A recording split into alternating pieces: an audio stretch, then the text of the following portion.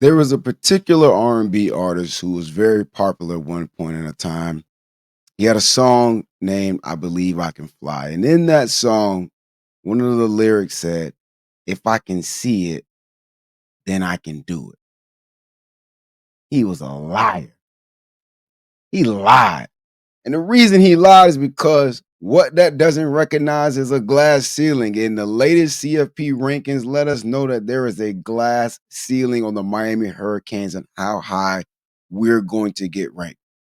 I'm about to dive into it. What's going on? I am Breeze. Welcome into another episode of the Somebody Said Canes show as part of the Somebody Said Sports Network.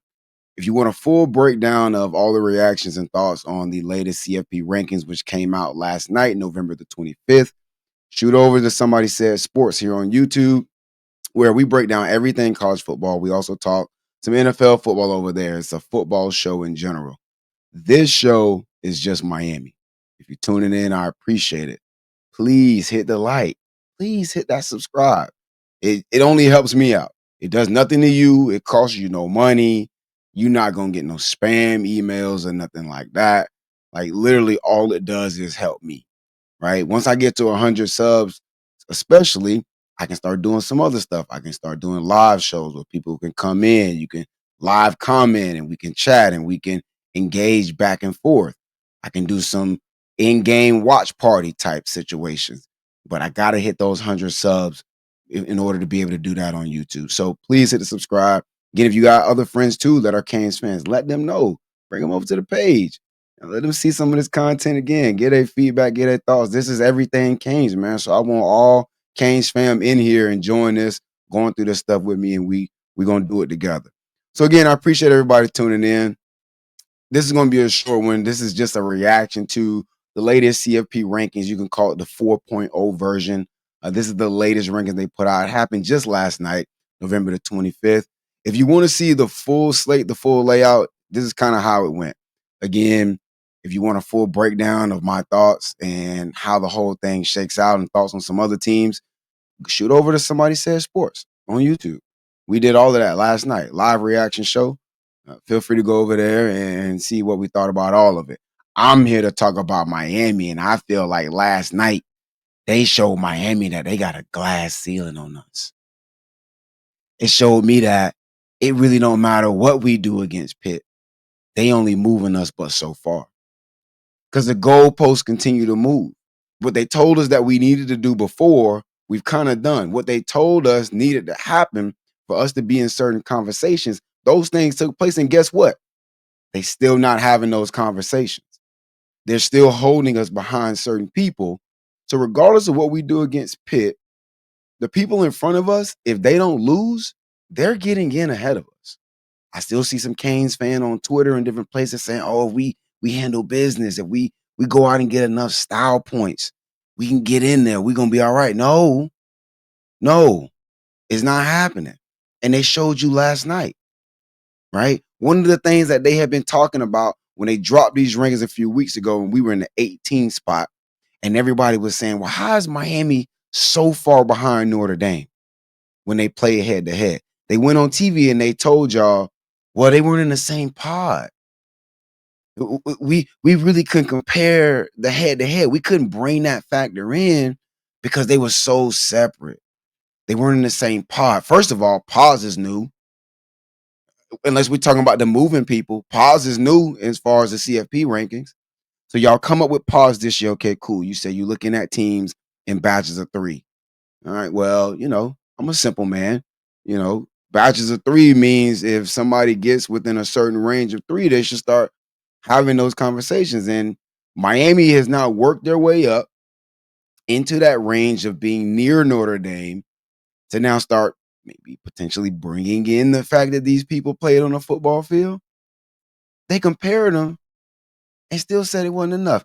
If you don't believe me, I'm gonna just run you the clip. This is Hunter Urachek, who, if you Google him, he's a internet personality.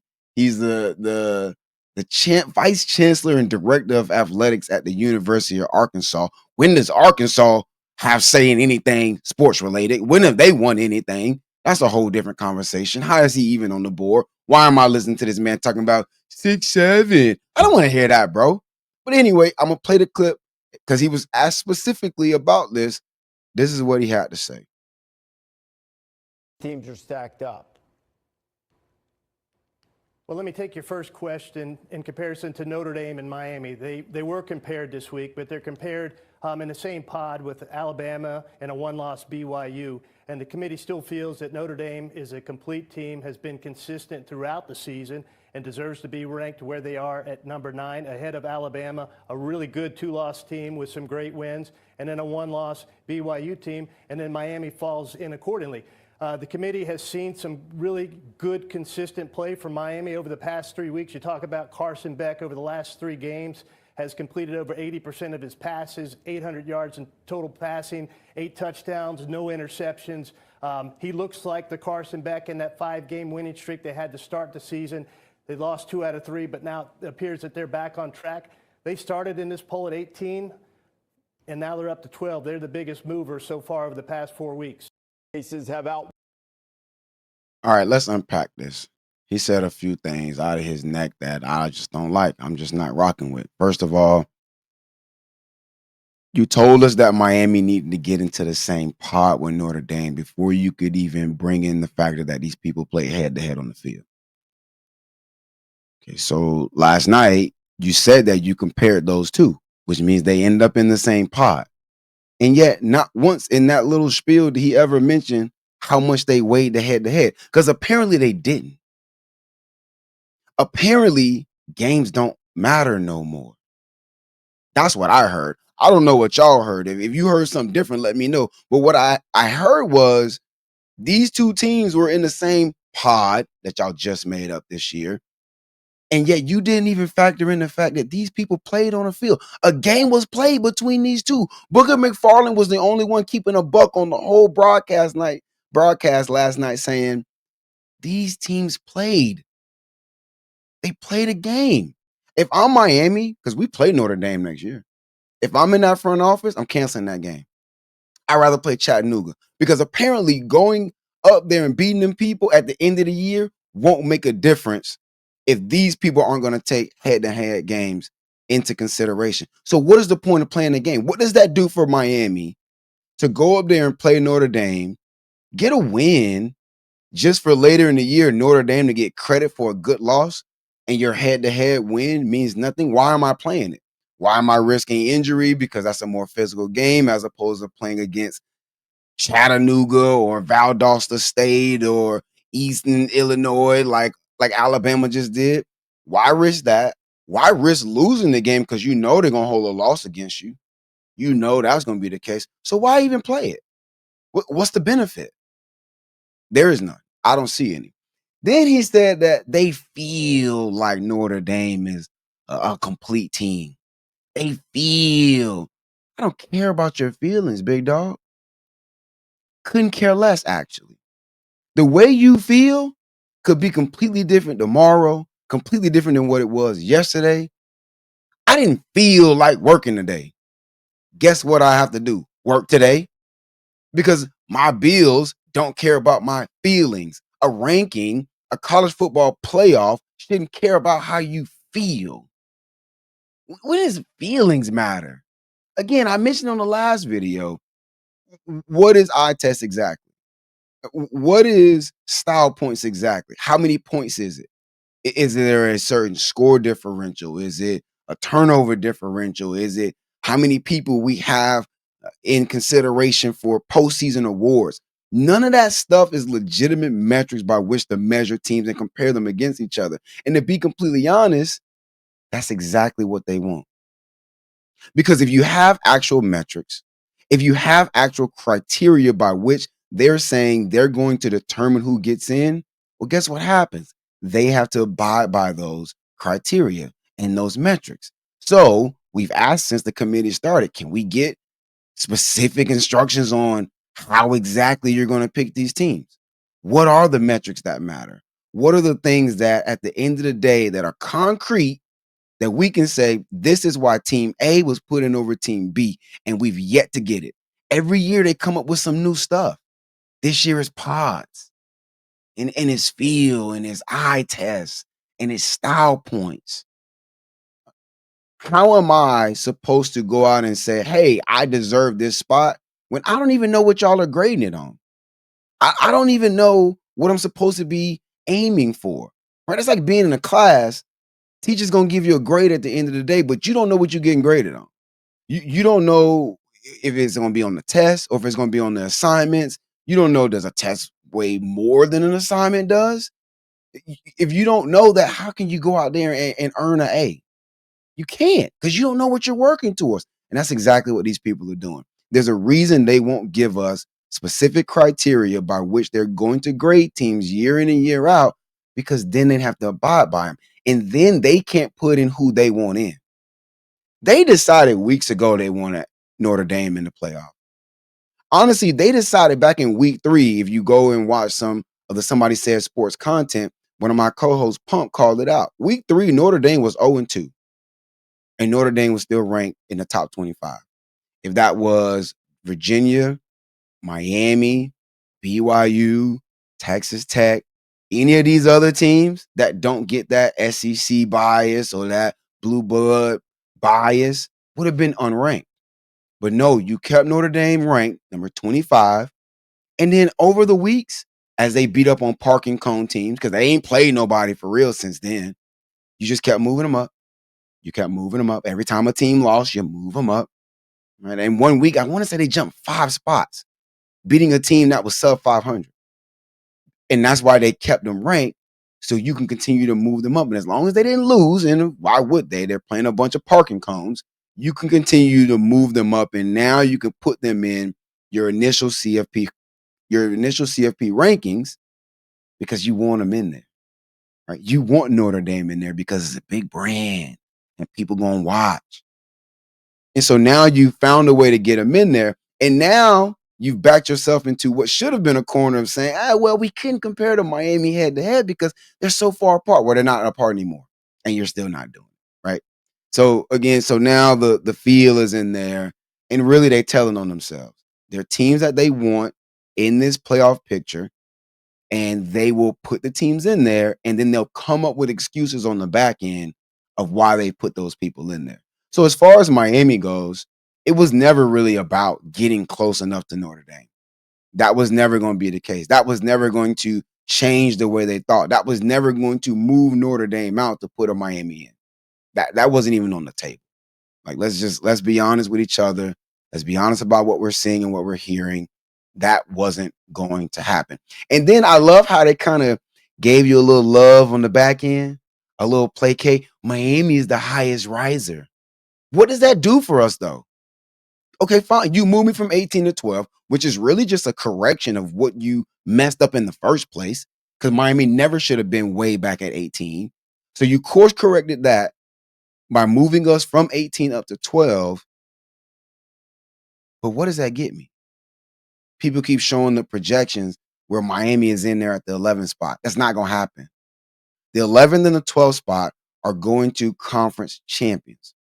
So you've already locked in the SEC champion, because we know the rules are set up that 5 highest ranked conference champions get automatic spots in the 12-team playoff. Okay, so boom, you've got SEC champion, Big 10 champion, Big 12 champion. Those 3 spots are locked in. That projection they keep showing is not accounting for an ACC champion, potentially being a Georgia Tech or a Virginia or an SMU. It's not accounting for James Madison likely winning their conference. It's not accounting for North Texas potentially winning their conference, or Tulane winning their conference. So Miami being projected at the 11th spot is not going to happen. That's why I said in the last video, Miami's got to get to the 10th spot. And they just showed us they're not going to move us into that top 10. It's not going to happen. So literally, we're in the prison that Bane was in. If you watch The Dark Knight Rises, and that's why that's my headline for this one. The prison that Bane was in. Bane said that prison was the worst prison on earth because you could see the exit. You could see how to get out. You knew exactly what to do, but you weren't going to be able to do it. Those people weren't able to do it. In the whole movie, there was 2 people who did it, and one was Batman. So unless Miami turned into Batman, which ain't going to happen, we're stuck and we're cooked. The only way we are getting into the college football playoff, two ways really. One, we need certain scenarios to play out for us to get in the ACC championship game and win it. Because then at that point, we will be one of the top 5 highest ranked conference champions, and we're in. Cool. And if you want to see what those scenarios look like, go back and watch my video that I dropped early in the week. And I kind of laid that. It was a graphic I showed, and it showed all the ways that Miami can get in the ACC championship game. That's one way we can get in. The only other way is we need some losses. We need some teams that are ranked ahead of us to lose maybe their third game to then potentially fall behind us. The games that I'm looking at specifically that can happen for us, I'm looking at Alabama at Auburn. No way I would ever pick Alabama to lose that game. I don't bet, but if I was a gambling man, there's no way I put my United States dollars on Alabama losing that game. But weird things have happened in the Iron Bowl before. So that loss would help us out. If Alabama loses to Auburn, Alabama would have their third loss.